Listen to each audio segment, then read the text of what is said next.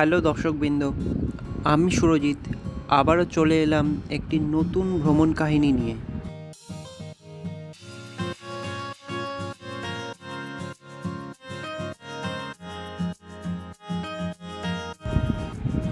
এবারে আমাদের ভ্রমণ একদিনে বালাসোর।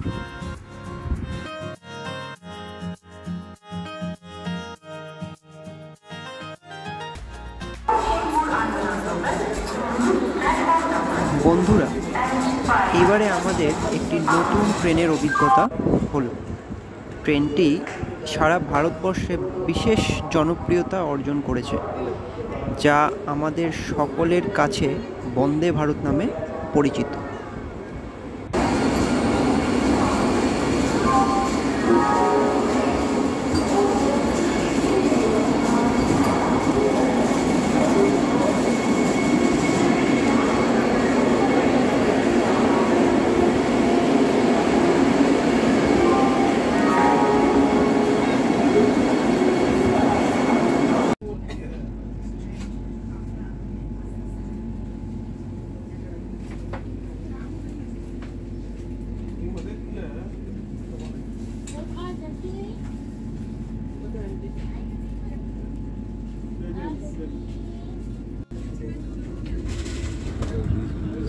টু 2895 হাওড়া পুরী বন্দে ভারত এক্সপ্রেস সকাল 6:10 ট্রেন ধরে বালাসোরের উদ্দেশ্যে যাত্রা শুরু করেছিলাম।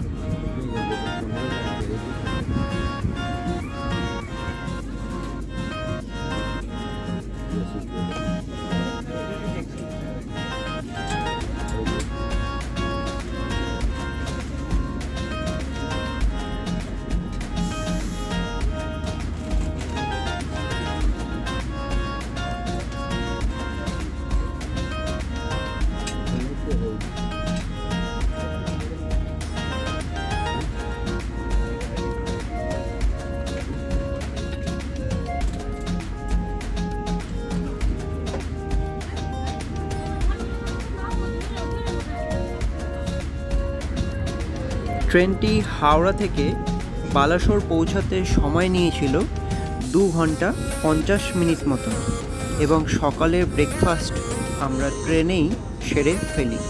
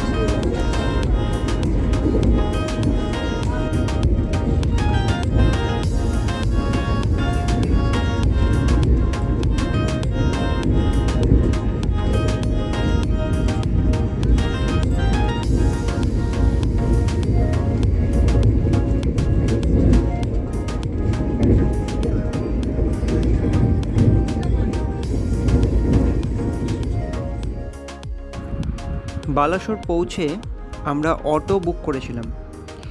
একদিনে ঘোরার জন্য আপনারা প্রাইভেট ট্যাক্সিও পেয়ে যাবেন।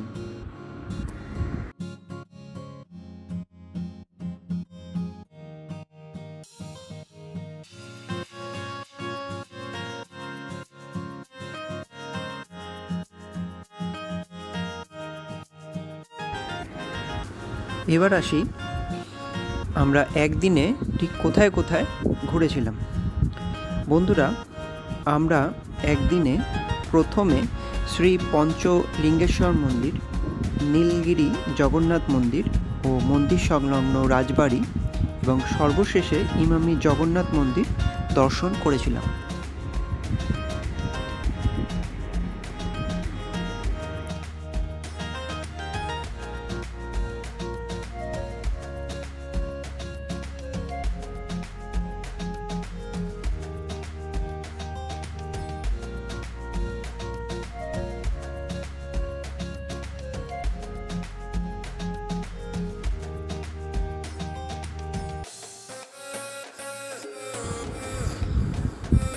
বালাসোর স্টেশনে নেমে অটোতে এই স্পটগুলোই ঘোরার জন্য বুক করেছিলাম। অটো আমাদের স্পটগুলো ঘুরিয়ে সর্বশেষে স্টেশনে ড্রপ করে দিয়েছিল।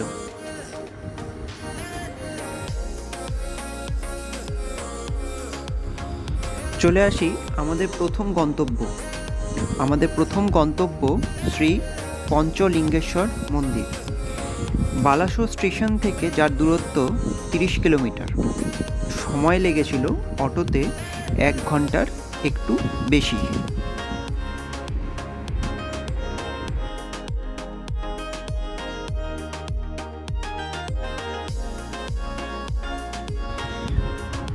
পঞ্চলিঙ্গেশ্বর মন্দিরের বেশ অনেকটা আগেই অটো আমাদের নামিয়ে দেয়। এখানে বলে রাখি, আপনারা যদি কোনো প্রাইভেট ট্যাক্সিও করে থাকেন তাহলেও আপনাদের ওই স্ট্যান্ডেই আপনাদের নামাবে, এবং এখান থেকে বেশ খানিকটা পথ আমাদের হেঁটে মন্দিরে যেতে হয়। পথে 200টিরও বেশি সিঁড়ি ছিল। বয়স্কদের একটু অসুবিধা হতে পারে, তবে মহাদেবের নাম নিতে নিতে সবাই পৌঁছে যাবে।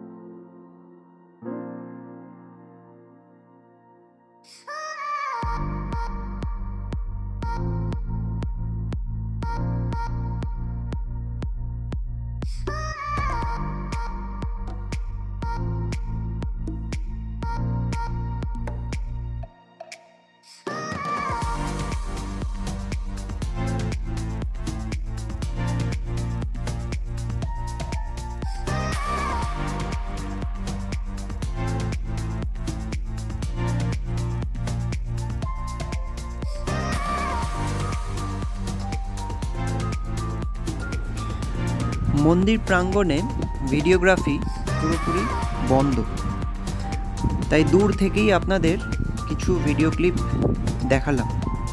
আপনারা এখানে পুজো দিয়ে বেশ খানিকটা সময় কাটাতে পারেন।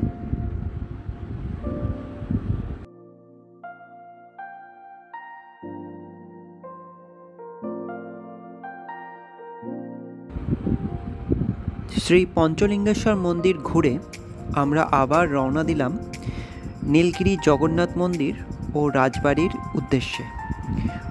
পঞ্চলিঙ্গেশ্বর মন্দির থেকে যার দূরত্ব 10 কিলোমিটার মতন। অটোতে যা আমাদের সময় লেগেছিল 25 মিনিট।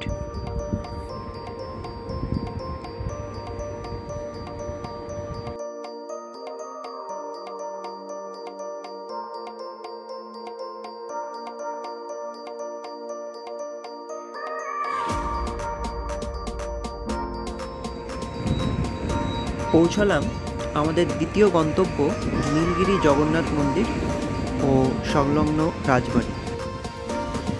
আমরা প্রথমে রাজবাড়ি এবং পরে জগন্নাথ মন্দির দর্শন করব বলে ঠিক করলাম। রাজবাড়িটির ইতিহাস বহু পুরাতন। রাজবাড়ির বহু অংশ ধ্বংসপ্রায়, তবে বর্তমানে রাজবংশের বংশধর এখনও জীবিত।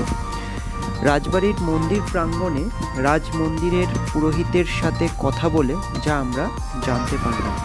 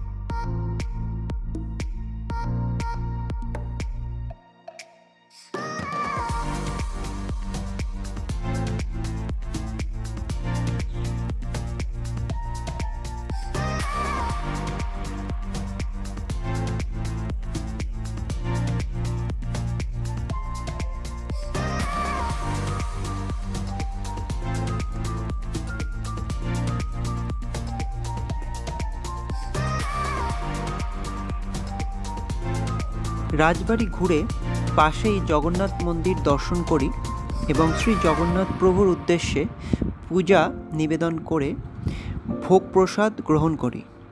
মন্দির প্রাঙ্গণে ফটো তোলা নিষিদ্ধ, তাই ভিডিও করতে পারিনি।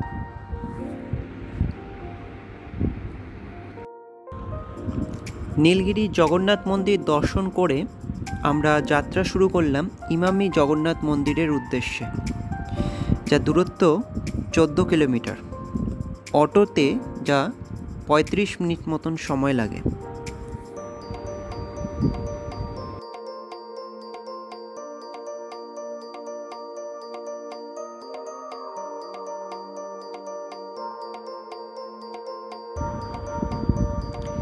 এসে পৌঁছলাম ইমামি জগন্নাথ মন্দিরে।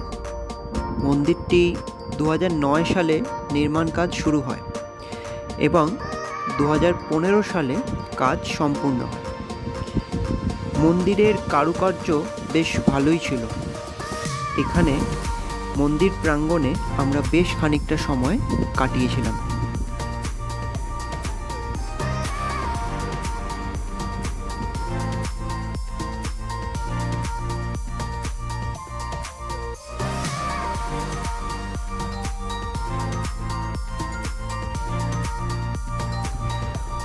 মন্দিরের স্থাপত্য শিল্পের সৌন্দর্য উপভোগ করুন। আপনাদের উদ্দেশ্যে বলে রাখি, বালাসোর আসলে এই নতুন নির্মিত মন্দিরে আসতে একদম ভুলবেন না। এখানে আমরা বেশ কিছু ভিডিও করি।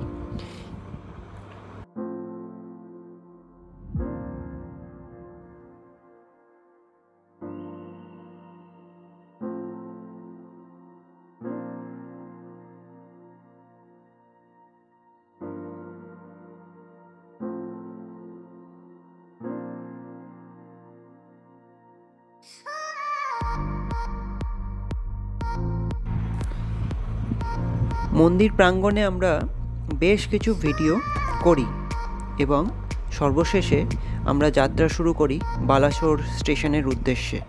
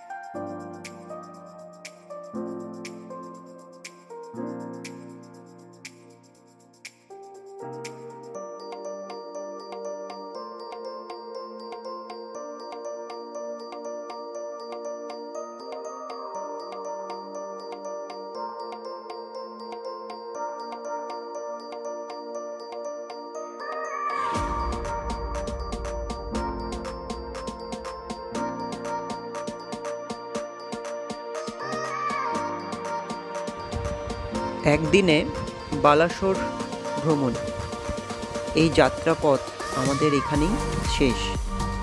22896 পুরী হাওড়া বন্দে ভারত এক্সপ্রেস ধরে বাড়ি উদ্দেশ্যে আমরা যাত্রা শুরু করলাম।